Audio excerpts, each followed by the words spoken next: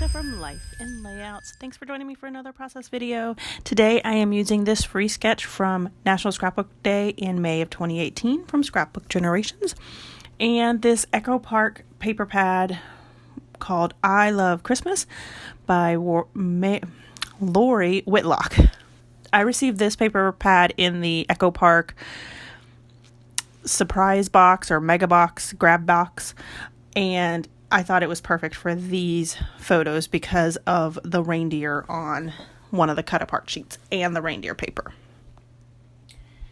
So for my background, I decided to use this reindeer paper for the right hand side, and then for the left hand side I used this grid type paper, and most of it gets covered up anyways. You're only going to see like maybe 2 inches on the left hand side because this layout is very photo heavy.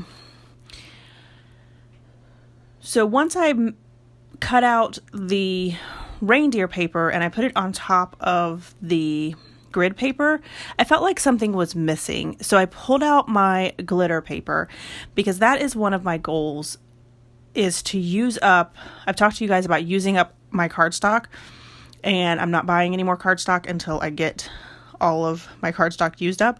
Well, I have the same for this glitter. I love glitter paper and I have huge amounts of it, but I never use it.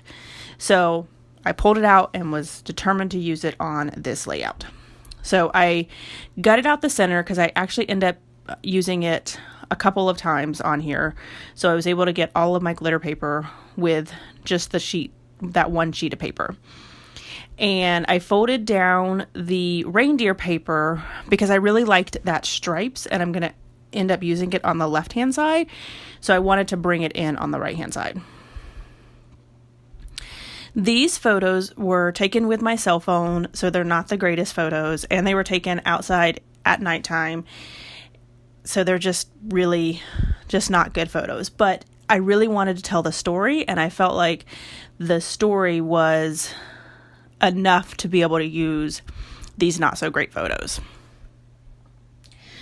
The layout calls for 4x6 photos and 4x4 photos, but that didn't work for me. I had the 3x4 photos, and then so I just cut out 3x4 cut aparts as well, and just made a grid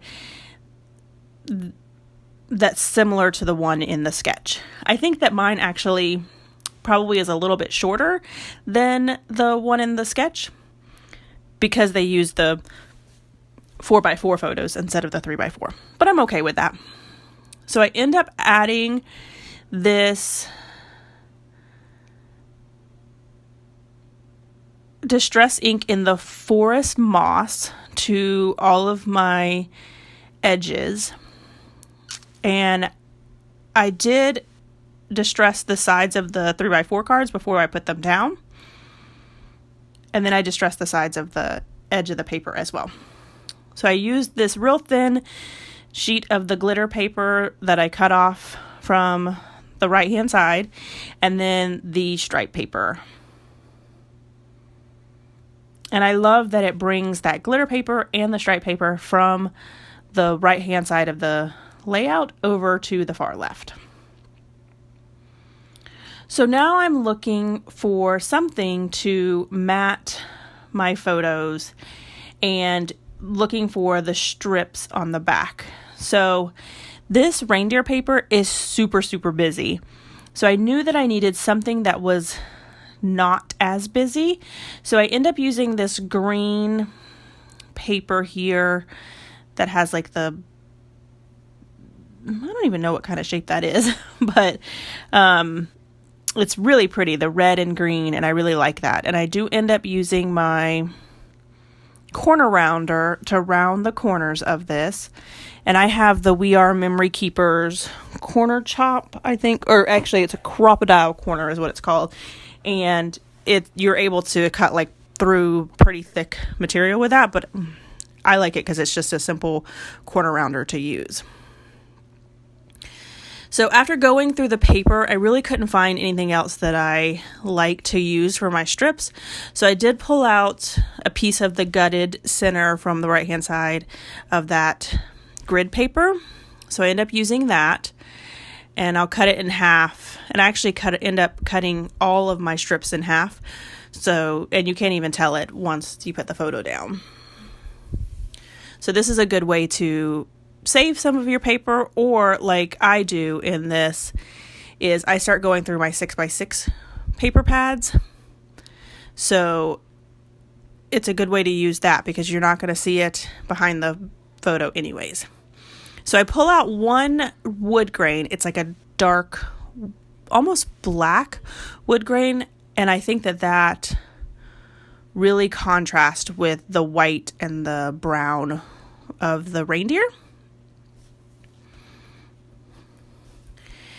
And then I start going through all of it, and I cut all that out because it took me quite a while to find these two sheets of paper. There's this golden yellow that I use, and I end up making a really small strip with that. And then I use this almost the same color as the wood grain. It's a little bit lighter though. It's more of a gray than it is a black, and it has stars on it, which I thought was perfect. So let me tell you guys, as I'm cutting out these strips and adhering everything down, the story of these photos. So a tradition that I've had for quite a while was leaving reindeer food for the reindeers. This is something that we've done for a couple of years now. We actually learned this technique from when we visited the North Pole. And what it is oatmeal and glitter, and you mix it up, and then you put it in a little baggie, and you leave it out for the reindeers to eat while Santa is in your house. So I am so glad that Kevin took on this tradition when I became a part of their lives, because it's such a cute tradition. And the boys had a blast doing it. So we made the reindeer food, and then on Christmas Eve, after you leave the milk and cookies for Santa, you go outside and put the oats out for the reindeer to eat while Santa's in your house. And the only problem with that is that you have to go out in the middle of the night and rinse it away because they do go out and check. And we also did, as adults, we would take a shovel and draw two parallel lines in the ground so that it looked like Santa's sleigh had landed in the yard, and it was right there where the oats were. So the glitter goes in the oats so that the reindeers can find the ground when they are coming to look for your house. So that's basically what my journaling says, is that I'm happy that, Kevin took on that family tradition of mine and allowed the boys to be a part of that as well. Because that is, when you think about blending families, that is one thing that you do have to consider, is all of the different traditions that you want to incorporate into your family. So after I put all the strips down, I did triple mount my photo there. So I used the grid that I used in the background, and then I found some red and green that I felt like tied everything together. And then I also used the red glitter as well. And then I cut out, the sketch calls for 3 circles, but I really wanted to use this little cut apart that says V is for Vixen. So I did cut out 2 circles in that marigold color and then the star paper, and then used the V is for Vixen card for the title for that last circle. So I cut out the 3 banner strips and adhere them to the right-hand side or the left-hand side of the layout.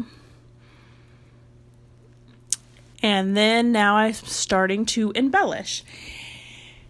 So I recently got rid of a majority of my Christmas paper. I was tired of using the Christmas paper. I was done with it. I had incorporated it into several years of Christmas layouts, and so I was just done. But now I realize I probably should have kept some of the stickers and other things, but not the paper, because I was kind of done with the paper, but the generic Christmas stickers, because I really don't have a whole lot of Christmas stickers left now. So after I went through the sticker sheet that came with this paper pad, I started to pull out my book again that has all of my embellishments in it. So I'm adding a couple of like cream colored stars. I just put "Remember This" in that little marigold circle, and then I just put down the word love, and then also in that black circle with the stars is a "Be Merry" and a little banner that says with an @ symbol. And I actually don't write on camera. I forgot about it until I was starting to edit this video, that I'm gonna write Mommy's house, because that's where these pictures were taken at. And then I added a little envelope, and that green sticker says homemade, since we did home make these reindeer oats for Santa's reindeers. And then I added a little Christmas tree with red and white candy stripes. Then this little berry twig sticker as well towards the end.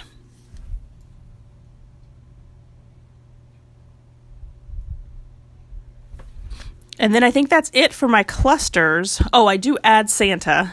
And like I said in the last video, I've been trying to use up some of my little pieces of fun foam. So you see all my pieces behind Santa.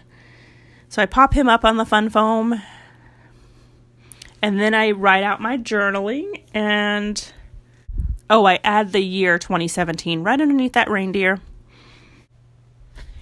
And then the last thing that I do is I use this mono liquid glue to add liquid glue behind all of the paper, that reindeer paper, just simply because it's on that glitter piece, and it's hard to stick down with just roller adhesive. So here are a few close-ups.